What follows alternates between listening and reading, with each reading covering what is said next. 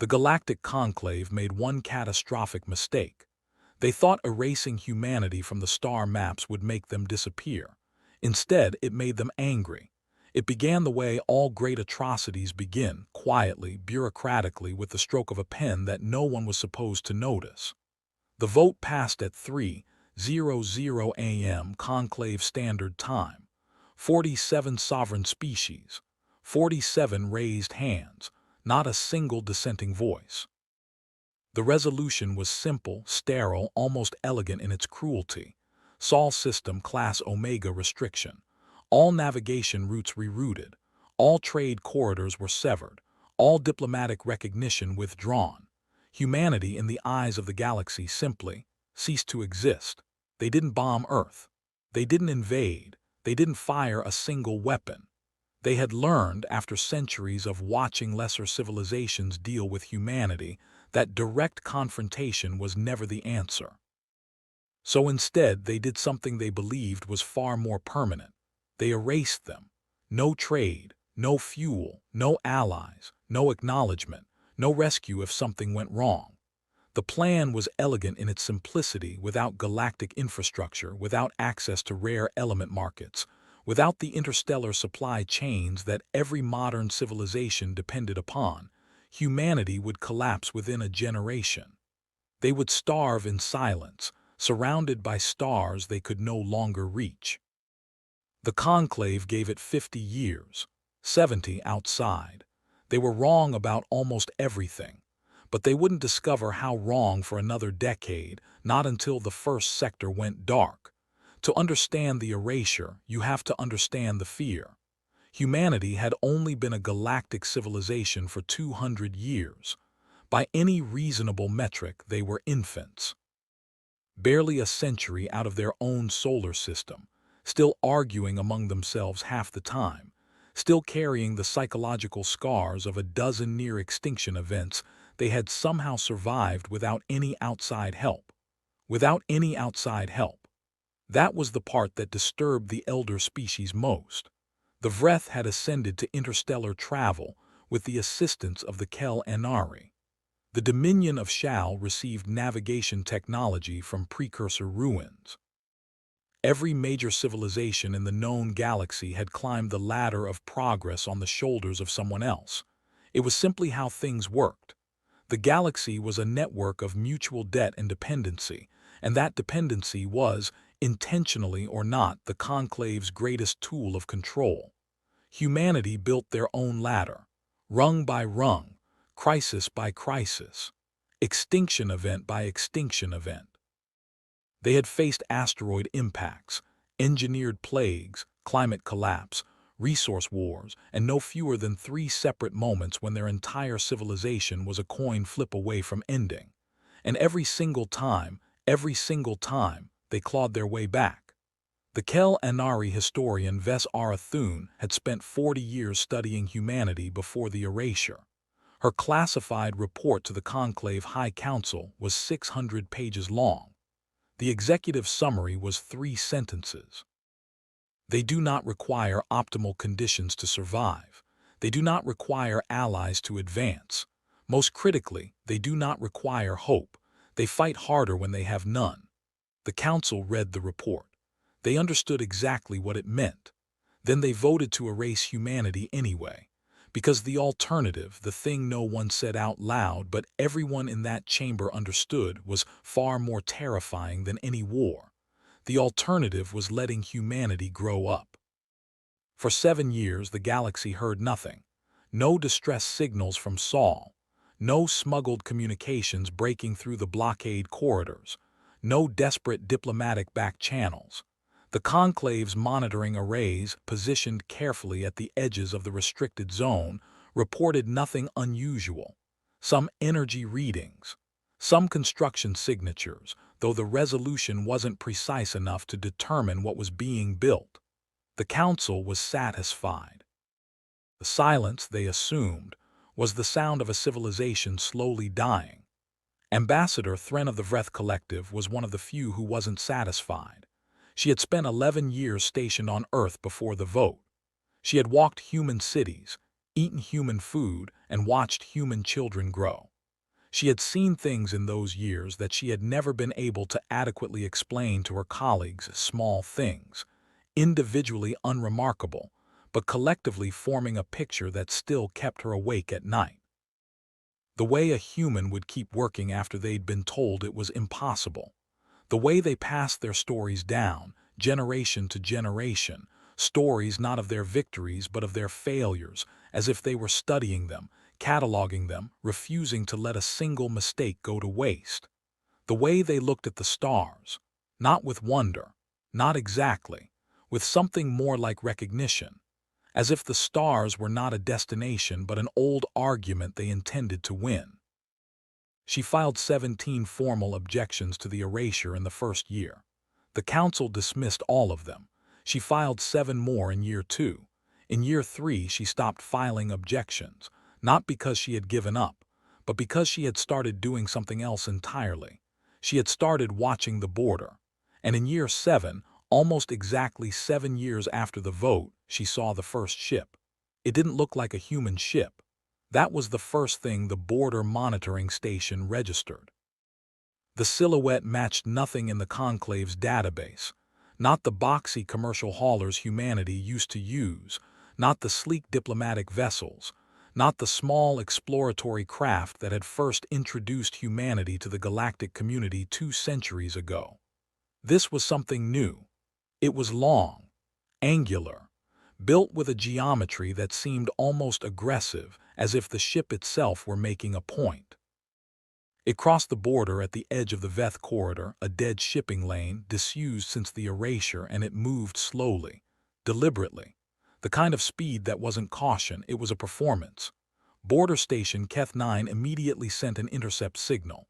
Standard Conclave protocol. Identify yourself. State your origin and destination. Prepare for inspection. The ship didn't respond. Border Station Keth 9 sent a warning. Failure to respond is a violation of Conclave navigation law. Lethal force is authorized. Still nothing. The station commander, a young Shal officer named Draz Vane on his first solo posting, watched the ship on his display and felt something he would later describe in his official report as instinctual dread. He couldn't explain it. The ship had made no threatening movement. It had fired no weapons. It had simply arrived and refused to acknowledge anyone's right to question it. He ordered his 2 escort fighters to intercept. They closed to within 300 kilometers of the vessel, and then the ship broadcast, not on the standard communication frequency, not on the emergency band. It broadcast on a frequency that hadn't been used in the Conclave's recorded history, a frequency that, when the analysts later dug through the archives, matched exactly one entry, a pre-contact human signal, from before humanity even knew they weren't alone. The message was short.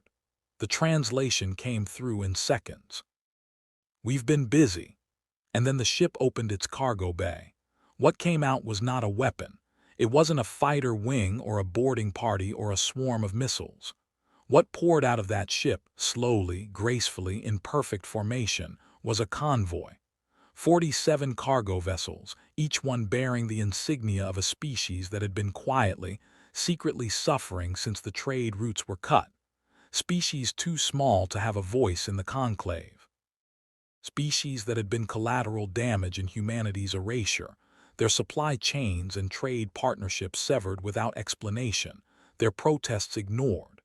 Humanity had spent 7 years building back channel routes, underground railroads between the stars, supply networks that existed entirely outside conclave infrastructure. They hadn't been dying in the dark. They had been building a different map. Commander Draz Vane stared at his display for a long time. Then he sent a message to the council. I think we miscalculated. The conclave's emergency session lasted 9 hours. By the end of it, they had reached a consensus. The discovery of the alternative trade network was troubling but manageable. Humanity was still isolated. Their infrastructure was improvised, fragile. A few diplomatic conversations with the smaller species, some economic pressure in the right places, and the network would collapse. They were wrong again. Because while the council was meeting, 3 more ships crossed the border. Different corridors, different directions, each one delivering supplies to different systems, each one broadcasting on that same ancient pre-contact frequency. By the end of the week, there were 11 ships. By the end of the month, there were hundreds. And then the conclave discovered something far more alarming than a smuggling network. They discovered where the ships were going when they weren't delivering cargo. The Vreth monitoring array at the edge of the Kellan expanse picked it up first, a massive energy signature, deep in unclaimed space, far outside any established territory. The signature was enormous, the kind of reading that meant something very large was being powered. The Council sent a long-range probe, standard survey class. It would take 3 weeks to reach the source. It arrived in 2. The probe's first transmission was a single image. The council chamber fell silent when it appeared on the display. Utterly, completely silent, because what the probe had found in the dead space between stars where nothing was supposed to exist was a station. Not a small station, not a research outpost or a refueling depot. What humanity had built in 7 years in secret, using resources the Conclave had been certain they no longer had access to, was a city. A city between the stars, rotating habitats stretching for hundreds of kilometers, shipyards, dry docks, manufacturing centers. Power arrays drawing energy from a configuration of focused stellar collectors that shouldn't have been theoretically possible for another 200 years of human development. Ambassador Thren received the image privately before the full council session. She looked at it for a long time. Then she looked at the date stamp on the probe's telemetry, cross-referenced it with the date of the erasure vote. They had started building within weeks of the vote, not months, not years, weeks. Which meant they had known it was coming. She thought about that. She thought about all the quiet intelligence she had gathered in her 11 years on Earth, the way they watched everything, the way they never forgot, the way they prepared for scenarios that hadn't happened yet, carrying plans in their heads the way other species carried prayers. They had seen the vote coming, and they had decided not to stop it. They had decided to use it. Her hands were shaking when she addressed the council. "We didn't isolate them," she said, her voice barely above a whisper. "We gave them an excuse to disappear. The first sector went dark on a Tuesday. Not dark in the literal sense, the stars didn't go out, the planets didn't vanish. Dark in the way that mattered, communication ceased, conclave relay buoys went offline, and when the council's oversight vessels arrived to investigate, they found systems that had simply reorganized themselves. New trade agreements, new governance structures, new supply infrastructure that had nothing to do with the conclave and everything to do with the network humanity had been quietly constructing for 7 years. 32 systems, gone from the conclave's sphere of influence overnight. The council called it an anomaly. The second sector went dark 3 weeks later. 61 systems. They called it a crisis. The third sector, the one that included 4 Vreth industrial worlds, went dark before the emergency response fleet even launched. They stopped calling it anything because naming it meant admitting what it was. Revolution, not the violent kind. No fleets, no bombardments, no declarations of war. Something far more unsettling, a quiet, methodical, voluntary restructuring of the galaxy's political landscape, led by species who had never been powerful enough to challenge the conclave alone, who had spent generations absorbing the indignity of being small and powerless, who had watched humanity get erased from the map and apparently drawn a very different conclusion than the council had intended. They had not concluded, obey or disappear. They had concluded, there is another way. And humanity had handed them a map to it. Ambassador Thren requested an emergency audience with the human station, the city between stars, which had been given a name by now. Not a designation, a name in the old human tradition. They called it Meridian. The response came back within the hour, polite, precise. "Ambassador Thren, we've been expecting your call. Please come alone. You are and have always been a friend." She prepared her shuttle. She did not inform the council. Nothing could have prepared her for it. She had seen the probe imagery. She had studied the sensor readings. She had reviewed every scrap of intelligence the Conclave possessed about what humanity had built out here in the dark between stars. None of it was remotely adequate preparation for the moment her shuttle cleared the outer marker and Meridian came into full view. It was alive. That was the only word that fit. Not biologically, but in the way that great cities are alive, humming with energy and purpose, and the organized chaos of thousands of people doing thousands of different things all at once.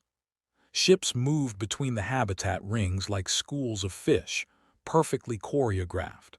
Construction frames extended from the outer edge where new sections were still being added.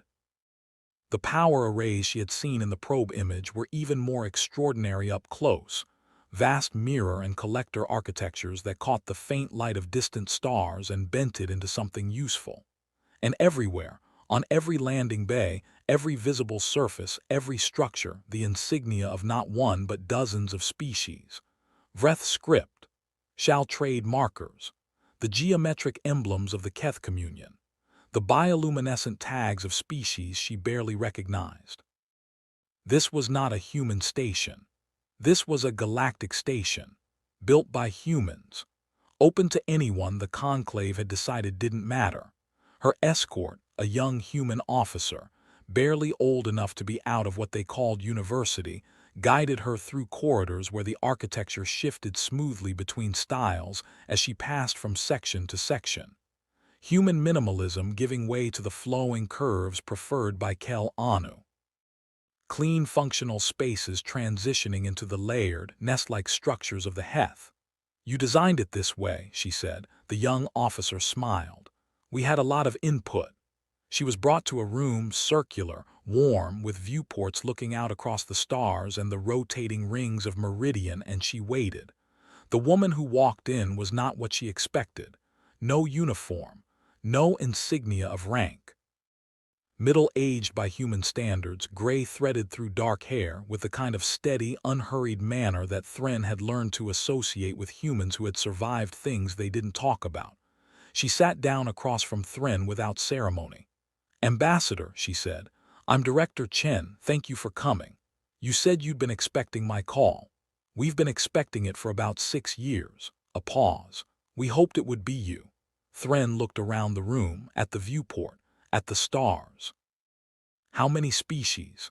Officially part of the Meridian Compact, 63 as of this morning. The director's expression didn't change. We expect that number to double within the year. Thren absorbed that. The Conclave will not accept this. No, Director Chen agreed. They won't. She leaned forward slightly. Ambassador, I want to ask you something, and I'd like you to answer honestly, not as a Conclave representative, as someone who spent 11 years on Earth. A pause.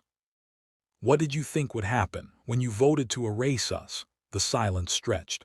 Thren had asked herself that question every night for 7 years. I didn't vote, she said finally. I abstained. I know. Something shifted in the director's expression, not quite a smile. That's why you're here and the rest of the council isn't. What Director Chen said next would be classified by the Conclave for 30 years.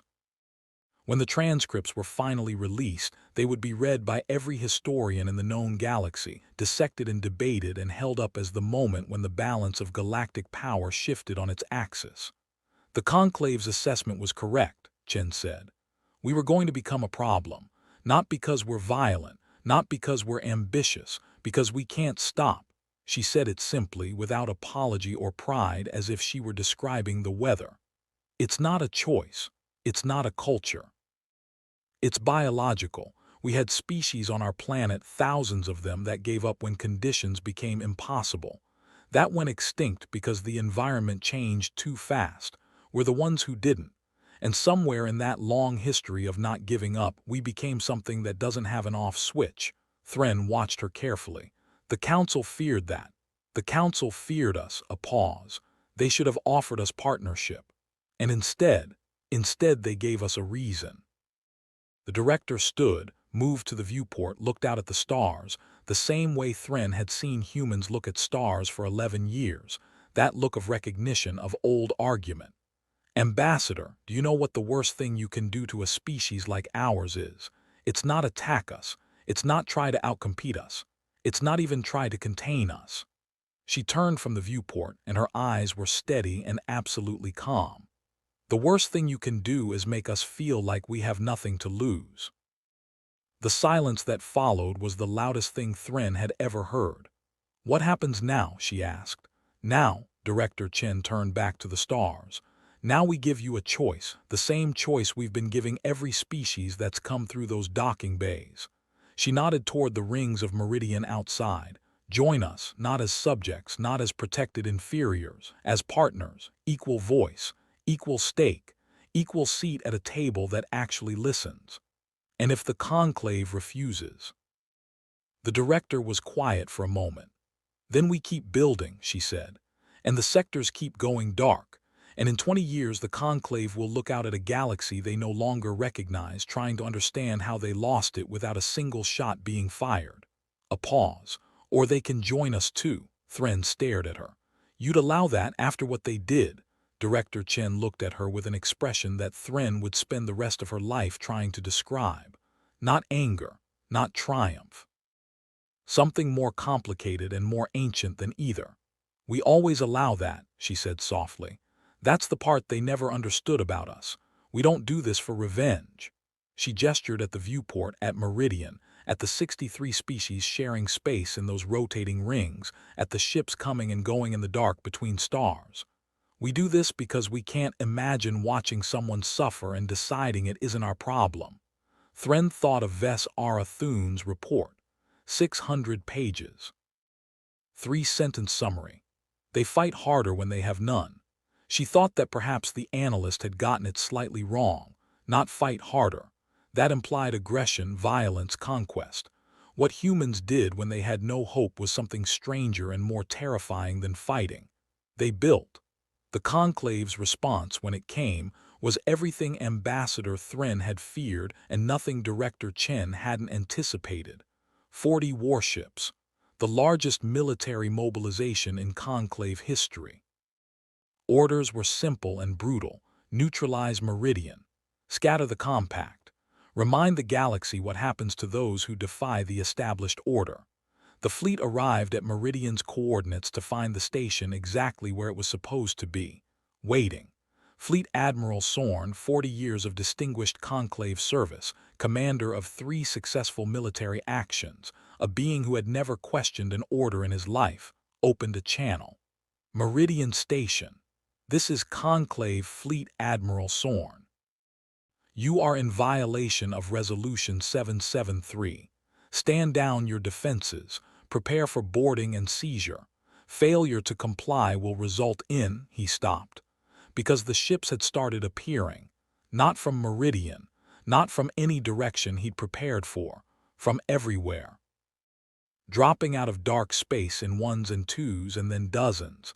Taking up positions that weren't threatening, that were, if he was being honest with himself, almost careful. But that enclosed his fleet in a sphere so complete and so precise that his tactical officer had to run the geometry 3 times before she believed the display. Not human ships. Not mostly. He recognized Vreth configuration on 1/3 of them. Shall drive signatures on 12 more. Species he barely recognized on dozens of others. 63 civilizations. Every one of them had sent ships, and then the human vessels came. Last.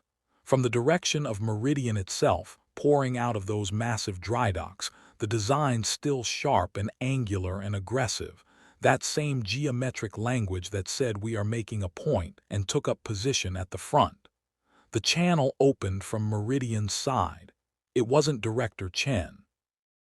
It was someone he didn't recognize, young, calm, wearing no rank insignia at all. Admiral Sorn, the voice said. My name is Lieutenant Commander Rosa Vasquez. I'm the duty officer on Meridian's bridge right now.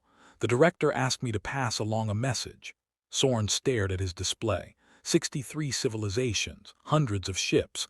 His 40 warships suddenly felt very small and very alone. What message? She said. You don't have to do this. No one here wants to hurt you. but we will not be erased again. Not by you. Not by anyone, not ever again. He looked at his tactical display for a long time. He had 40 warships. They had forgotten the entire galaxy. He thought about the mission. He thought about the orders. He thought about 40 years of service to a conclave that had never once asked him whether the orders were right. He thought about the vote, 47 raised hands in the middle of the night, deciding that an entire species simply shouldn't exist anymore. He thought about what kind of civilization does that. He thought about what kind of civilization builds a city between the stars rather than fight back. He looked at his communications officer. A young Shao, first deployment, hands folded very carefully to hide the fact that they were shaking. "Stand the fleet down," he said quietly. "Sir, stand it down." He looked at the display one more time, at the sphere of ships, at Meridian rotating patiently in the center of it all. And open a channel to Director Chen. They wrote about it for centuries afterward, the day the conclave blinked. The moment a 40-ship fleet stood down, not because it was outgunned, though it was, but because a single admiral looked at what humanity had built in 7 years of darkness and decided, quietly and without fanfare, that some causes weren't worth dying for. The Meridian Compact grew. 63 species became 120. 120 became 200. The conclave restructured, not destroyed, not conquered, but reformed from the inside by its own member states, who had watched what happened when you underestimated the ones you ignored. Ambassador Thren became the first chair of the new Galactic Assembly. She served for 11 years. Director Chen retired to a small habitat on the outer ring of Meridian, where she grew vegetables in a pressurized garden and occasionally taught history to the children of 63 species who ran through corridors built in styles from 100 different worlds. The old star maps, the ones with the blank space where Sol system should have been, became museum pieces, collector's items, relics of a galaxy that had tried its worst and discovered something it hadn't prepared for. Not anger, not vengeance, hope. Relentless, unreasonable, biologically hardwired, impossible to extinguish human hope, handed freely to anyone who had run out of their own. The galaxy would go on to face challenges that dwarfed anything the old conclave had imagined, threats from outside the map's stars, ancient things stirring in the dark between galaxies, problems that no single civilization could face alone. But by then, they wouldn't be facing them alone. By then, humanity had made sure of that. And somewhere in the conclave archives, Ves Arathun's 600-page report gathered dust, its 3-sentence conclusion slowly yellowing at the edges, a warning that had been read perfectly and understood not at all, until it was too late, until it was exactly the right time. You don't erase a species that taught the galaxy how to hope. You don't silence the ones who answered every distress call, who built cities in the dark, who handed maps to the forgotten and said, "Follow us." You don't erase them, because they were never afraid of the dark. The dark was afraid of them.